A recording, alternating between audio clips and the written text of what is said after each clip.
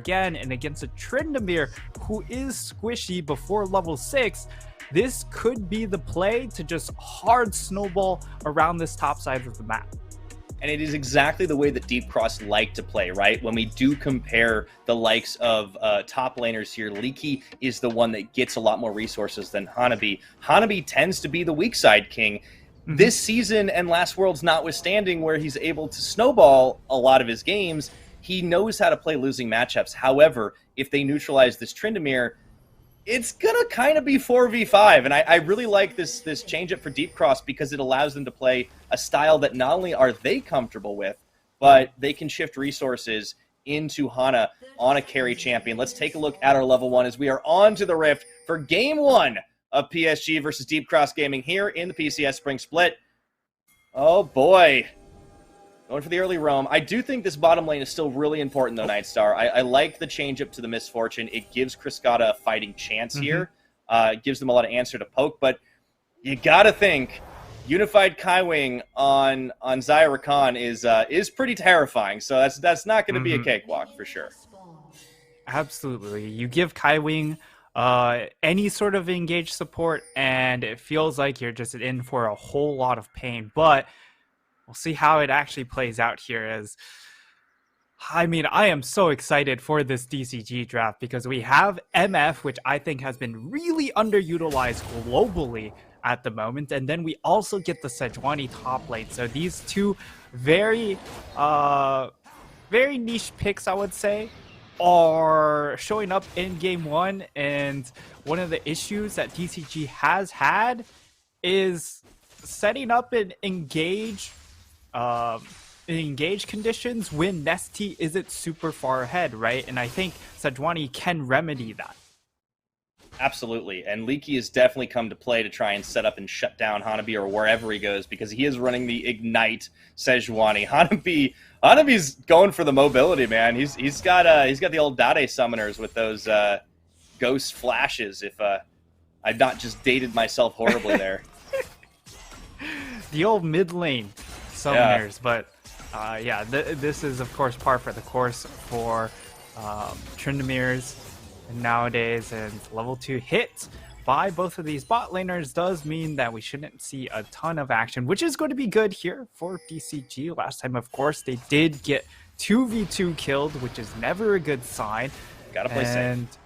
Yeah, and I think it threw a big wrench in their plan, right? If your bot lane gets double killed, you aren't able to throw as much attention up into that top side, because now you need to help out your bot lane just a little bit to give them more room to stand up. Yeah, so really important is going to be watching what Hana's able to get done here. He does have double buffs for the level 3 gank. Coming in with Viego is an opportunity. How well can Leaky bait this is the question. Hanabi's a very, very smart top laner. I don't think he's going to fall into the obvious trap of trying to get the solo kill under tower. Instead, he settles for the farm advantage, so it's not going to open up an opportunity. Meanwhile, Kaiwing does go in, gets rooted, pulled in by the point-blank hook, and Kriskata makes it rain, but Unified is still able to even out on the trade. Yeah, still a fairly good result coming in for DCG, but you can see there that trade isn't to get any sort of health advantage. It's really just to say, all right, we just trade a bunch of health at each other, but I'm already on a reset, so I don't need to expend any other health potions, and I can just come back full HP, whereas you're still going to be stuck in lane, and now we've generated that health advantage that is going to result possibly in a 2v2 kill later. Yeah, Deep Cross definitely have to be thinking about that bot side, right? Like, they just need to not give Unified the edges. Going for the reset makes a lot of sense here. You also see Nesty does manage to get a little bit of extra farm there while Bay has gone for the back himself. So 4 minutes into this game, it has been a little bit more of a quiet tug-of-war, a little back and forth. Definitely pay attention to the ward placement. You see Deep Cross with a heavy focus on top side. They pinged out Juhan, so they know he's over by his blue buff right now. But unfortunately, Hana isn't in really a position to do a whole lot anywhere else on the map. He does actually back with his Sheen buy. So Leaky just going to try to hold the line. He's actually done a great job of equalizing in the farm game. Yeah, and Sejuani, one of those, has a... Ooh, okay, good permafrost. There. Yeah, that's really nice. This is pre-6 for Tryndamere, too. He has the level advantage at the moment, and he's going to try to get a kill, but...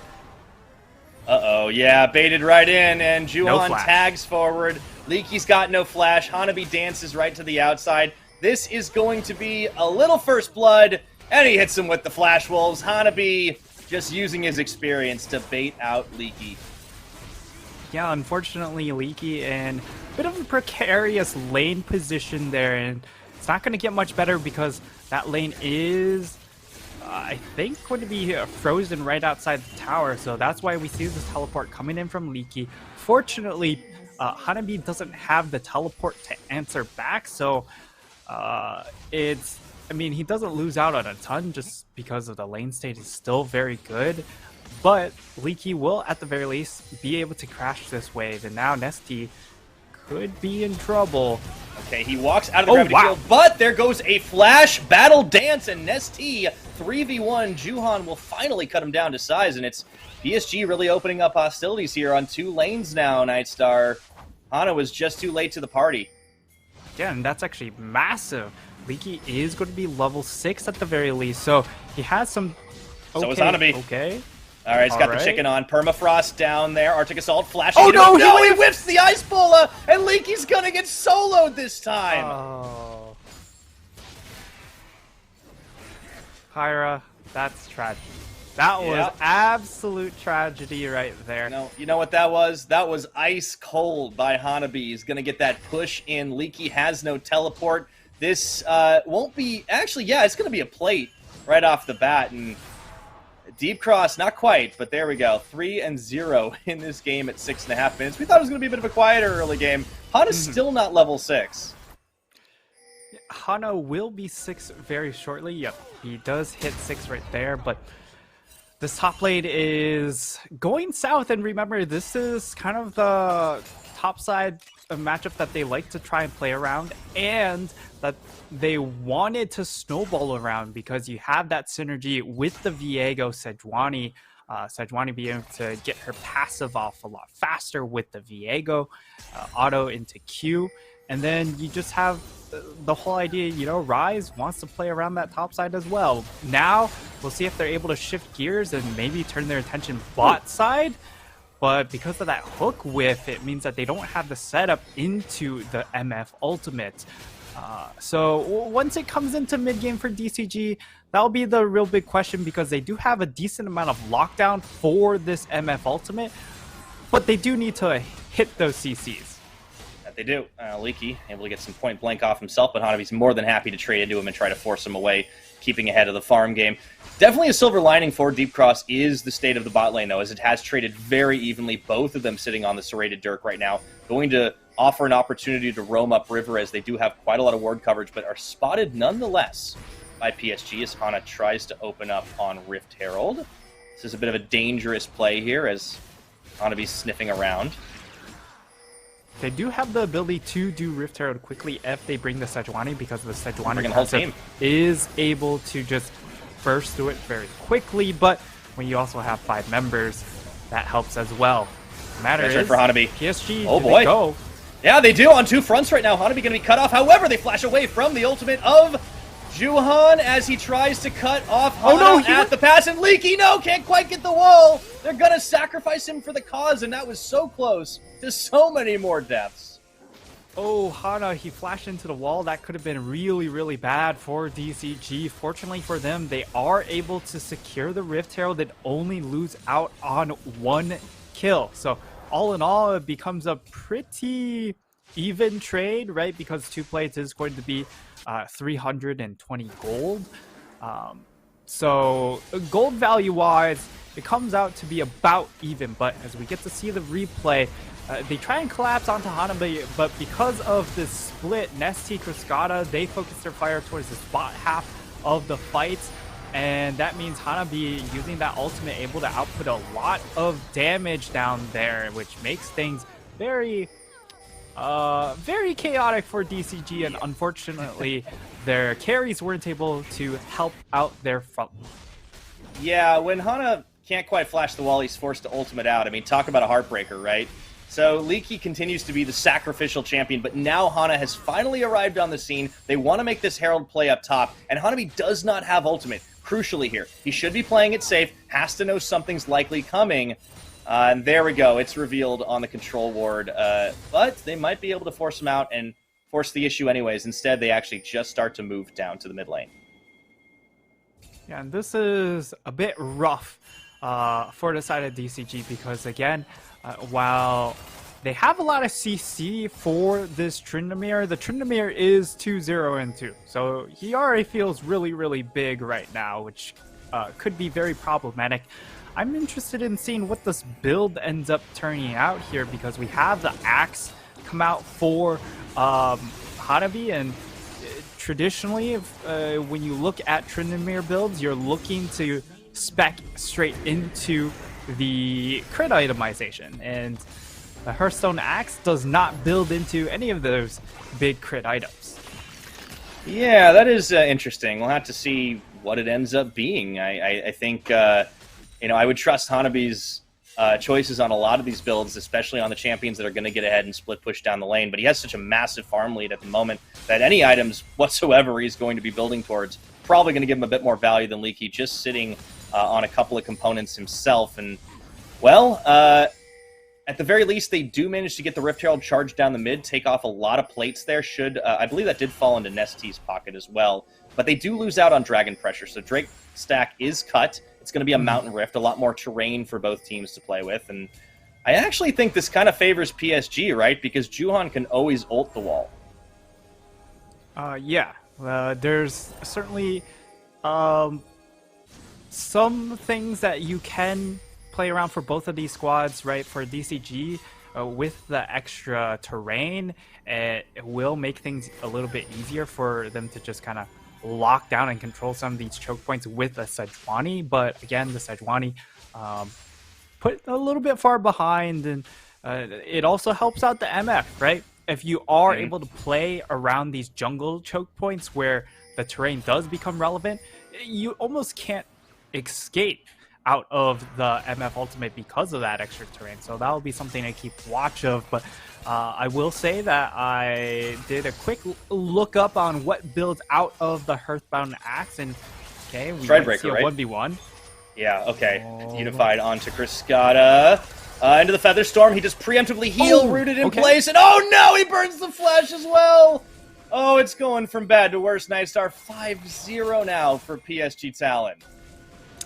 That was not a 2v2 kill, Pyra. I think that was even worse. A 1v1 kill, yeah. 80 carry battle, won out by Unified. And that, I would say, is one of the big drawbacks coming out from a MF, right? While she is fantastic in these team fights, offers a lot of wombo potential, she's not as good in these 1v1s because of how her abilities work. And as we see them set up, trying to two-step. Oh, good flash. Okay. Really good flash there as Hana tanks on. Excuse me, Juhan tanks on a little bit of the tower. Whizzes by. Oh boy, yeah, really nice. But had to burn that one all the same. But yeah, I think... could be cut out? And he is. That might be the opportunity to pick up a kill for themselves. Oh no, he's still actually managing with the quickness. No! Tick on the Ignite. Does get away from this one. Opens up a push down the mid lane. Wow, Deep Cross are finding at least something back, but still a pretty decent deficit to climb out of. And Nightstar, I know you really wanted to get to the Hearthbound Axe, and it does look like we kind of have our answer, right? Because by process of elimination, we're pretty much looking at a Stride Breaker at this point. Yeah, it is going to be that Stride Breaker because of that Iron Whip added onto it. So he's going to have sticking potential. It's just kind of a matter of what he's going to be sticking onto, right? Because if you get onto the MF, yes, that is going to be a big priority target. However, a lot of these other targets are kind of just tanky, so it doesn't really matter. I feel like if you get that crit damage, you're able to burst through some of these tankier targets. Cascada is in trouble once more, and he will at least be able to survive this time around, but like, he's on a roam. You're down 2.5k gold. for the side of DCG, and we know they can play from behind, right? This is a squad that understands the macro, understands what openings they can try and take advantage of, and... Could be caught again, though. Gotta be careful. Okay. Hana is able to get into his hard path. Meanwhile, though, Unified does knock down first brick by just sheer force of feathers at that point. Kriskata has absolutely been outplayed in this bottom side, but he has been able to at least minimize some of those losses here. And I think that is pretty critical, right? Mm-hmm. Like, the biggest deficit is up in that top side. Hanabi on the 2-0 with the Stride Breaker here is going to make it very difficult for Deep Cross to force anything without dealing with him. But Deep Cross are trying to form a bit of a phalanx here in the mid side. Juhan spotted on a control ward. Hana's here, trading back into the hook, tapping forward. They don't really have the damage to take him down as he is one of the tankier members on that turbo chem tank. Kriskata, meanwhile, trying to keep the waves nice and clear. They would have one heck of a wombo combo if they can pull it off. But so far, PSG have been the ones pulling the combo themselves, and they do manage to get the knockback on, and SD goes into the stasis. A full bullet time channel from Kriskata means they can take down Juhan, but the second wind here as they teleport out on the party portal. Hana does die. Both junglers go down in the 16-minute engage. Yeah, it does look like PSG are still interested in turning around for the Dragon, though, and this would be massive for them, being able to get that next, or getting the second Dragon, because when I was considering these Dragon fights, I'm thinking, you know, PSG, with how far ahead this Tryndamere is, you kind of just want to set things aside, but we're going into the replay. They just find a clear angle onto Nesty, but a fantastic bullet time coming in from Kriskata makes this fight somewhat close. And but the fact of the matter is, when your Rise isn't doing any damage during this mid-game portion, you know, that's the one portion of the game where he does do a lot of damage, right? Yeah, so Nesty not known for damage dealing, unfortunately. I think that the tragedy there was, like, Hana kind of got caught popping the Rift Herald in mid, and when the fight broke out, he was clearly not in a position to take advantage. Nearly gets away, and then Bay snipes him with the Death Laser. I mean, that's the tragedy right there. It could have been actually a 1-0 for Deep Cross. Yeah, and as a result, PSG get themselves the second Dragon on top of that, which is fantastic, because if you look at that DCG team, the MF, yes, she's great in some of these mid-game fights, but late game, she does drop off a little bit here, and then you know, Tank Rise isn't that late-game carry either. So, damage profile-wise, DCG drop off a cliff. However, we have seen them be able to pull off these scaling deficit compositions like we saw against CFO in one of their earlier matchups in the regular split. But this is, of course, against PSG, who are also very, very macro sound, and that's kind of where DCG have been able to take advantage of, is against these other teams that aren't as macro sound. That's when they can find these openings on the map. Yeah, Deep Cross definitely, I think, while they are a relatively smart macro team in this league, they focus a little bit more attention on the draft and interesting strategies that do work because other teams don't know what to do against them.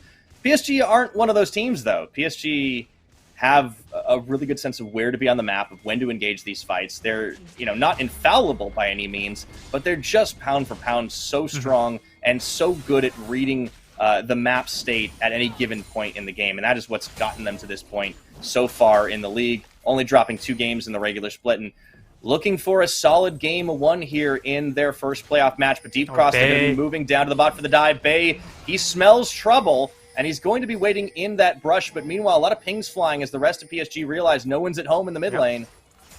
Yeah, and it's because of this great vision coverage, right? They protect with defensive vision, but they're still going.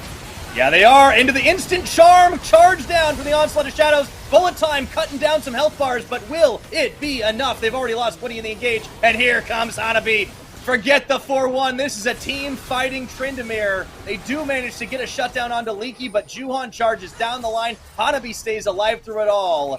And even though they lose Bay, it doesn't matter one bit. Deep Cross Gaming have suffered far more grievous losses. And DCG, they try and pull the trigger, right? They thought that they were able to get the pick, but unfortunately the collapse is there, and now we're going to get more fighting. They could just ace them right here. It might just do it. Leaky has nowhere to go, and Nesty trying to push his luck just a little bit. In Rune Prison goes Juhan, but Nesty sidesteps for a couple seconds, misses out on the overload, can't quite get the kill. Oh dear, Nightstar, it's just a day late and $1 short in every one of these fights. Oh man, he barely misses out on the trade, and that's yet another big victory for PSG as we will go into the replay. It looked like this was such a great move, right? You throw out the round warp, you go straight onto Unified, but it's just way too telegraphed. They just immediately go in with the Recon combination. They're CC'd. And Bay also does a lot of work at the start of this fight, zoning off Cascada. He wasn't able to create a great ultimate in that fight, which meant that Unified, yes, he was put under a lot of duress, but the damage wasn't there to just burst him out, and so he was able to survive the CC. And that's all that DCG do have, right? Because their one damage threat is the MF. Other than that, they just pile in with a lot of crowd control. Hana has not been able to find the right angle in these fights to start deleting people, and part of that's because of just how well protected PSG have put their carries. They're also letting them itemize towards it. The Banshee's Veil now completed for Bay, as he is probably the most vulnerable member at the moment. Certainly a priority target, even over the Xayah, as the scaling game will get underway. But a pretty solid advantage here of 5,500 gold, not to mention the Dragon Edge in the stack. Here comes Hanabi on the flank right now. Deep Cross getting Woody's sandwiched, and they don't out. even realize it. Burning a lot of their cooldowns already. Woody's down, and in goes the combo! And they just land a massive onslaught of shadows into the feathers for days. Juhan is the one getting the kill credit there on Cascada, but the rest, a Deep Cross, are running for the hills, and Hanabi is left to chase down the stragglers, as they don't even need the Dragon stack. They're going for the Baron. Hanabi, he wants himself a 1-for-2. Yeah, he of course has the Undying Rage, so he'll be able to finish off the ace for PSG. Actually, it wasn't an ace, as Nesty was able to survive, but it's still a 4-for-0 trade. And a Baron. I think game one is pretty much all but done and dusted. It does seem to look that way. Man, that whole strategy hinged on getting Hana fed, using the combination of Viego and Sejuani to shut down Hanabi, and we're at a 5-0 Tryndamere. Let's take a look at this beautiful engage. Deep Cross have absolutely no idea what's coming for them.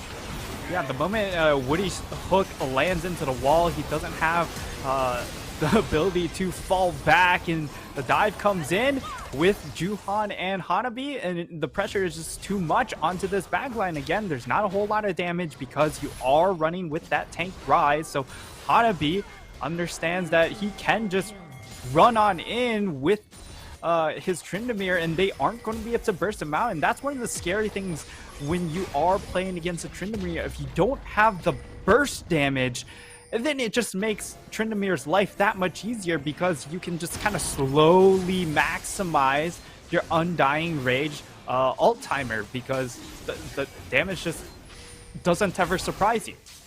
Yeah, I was wrong about this being a 4-1 comp, Nightstar. This is I mean, yeah, he's on the side lane now, but this is a full-on team fighting Tryndamere, man. Just run at them, Forehead. Yeah. Gonna be able to take down the tower. They got a dragon as well. PSG, they might not even need the soul at the rate this game is going, and Deep Cross so far behind. Juhan, very speedy pony off to the races, looking to set up another charge down as they have all ultimates online.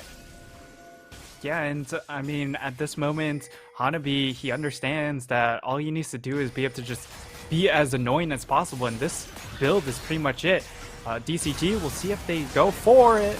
Oh, the bullet gets dodged out. Nicely done by Unified into the charm onto Woody. A massive amount of damage on the follow-up. The bullet time does cut them back, but Hanabi is just absolutely wrecking house with the Undying Rage. They do not lose a member. And that's going to be the inner tower here, and then some. Yeah, it will eventually go down with the next wave of minions, and it looks like they are... I'm not sure what they're turning their attention to, but because of their somewhat low health bars, it was still a relatively competitive fight coming in from DCG. The numbers don't go their way, but with how much damage they have dealt to them in that fight, it does mean PSG do have to lay off and give up the rest of the push. And I mean, this was just so well executed coming in from Unified. He pretty much plays scapegoat here in this instance, being the bait, eats up a whole lot of cooldowns, and he just dodges out by pressing R. So he dodges out on so much of the CC tools coming in from DCG, and they just don't have it for the rest of the fights. It still ends up almost looking okay for them, but again, like they're only able to stem the tide or stem the bleeding just a short bit. But now PSG back on the rift. And watching Unified play is beautiful. This guy has such an immaculate understanding of position as a bot laner, as a traditional squishy sort of champion player, and he just he so rarely makes these mistakes. And that's why it's so beautiful to watch when he gets something like this. He's got that Featherstorm in his back pocket. It's just looking like he's made an error, but he just completely baits Deep Cross over and over again. Meanwhile, we do have a 4-1 after all, Nightstar, because the Tryndamere's free hitting mid lane. PSG have just never presented really much weakness in this game, and it's such a massive snowball of the gold game, creating death brushes wherever they want, keeping the pressure on multiple lanes. They might be herded in. There's always the threat of Juhan around the side for the big onslaught of shadows. Unified again answers onto the Featherstorm. You do see Juhan in Rune Prison for just a couple seconds. That might be the opportunity here as they go in, getting the two-man. Sherm, and that's going to be just enough damage as Unified is able to fire them down. Hanabi, Juhan into the back line. And it looks like a magic trick because all of Deep Cross Gaming have disappeared off the rift. Will be a double kill for Kaiwing as he puts on an absolute show in this game number 1, finding engage time after time, punishing DCG's over aggression. And 26 minutes in, I think this should just be the game, although death timer is somewhat low. And PSG, with their, of course, methodical playstyle, it does look like they will allow DCG to live yet another couple minutes. Yeah, really allow is the key word there because they've just been handling them so hard. Again, Unified just completely denies the permafrost, the ice bola. That's going to be a lot of flashes extended. Kaiwing tags in, earns himself a double kill on the back half. And look at Juhan again with the flanks. Hanabi joining him. It's just beautiful to watch this team play a team fight. Yes, they're ahead, but it's because they keep doing stuff like that. Yeah, and a great engage onto Nesty as well to deny the round warp, because round warp, if Rise does get CC'd, the round warp does not go off, which meant that Cascada and Woody would not be able to exit that area, and that's what happens. They're going to try and get a pick on Hanabi, but he's level 17, Pyra. This man is so strong, and now DCG, they might just get flanked upon. Yeah, Woody's level 9, I want to point out. That's almost double at this point. Oh dear, and they're going to get turned on again. That is another big bait, and they fall for it.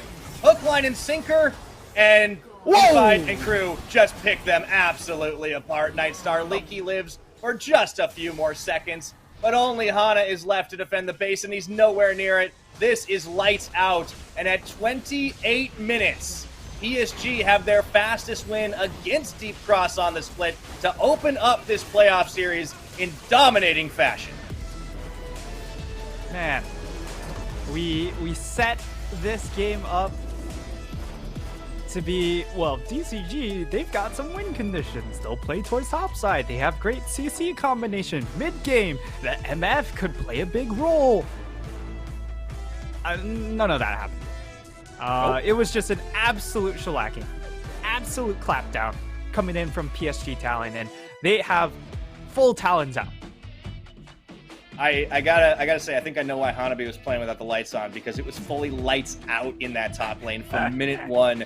He gets a little bit of help from his jungler, and then all of a sudden he's turning solo kills. The whole game plan hinged on getting Hana some kills.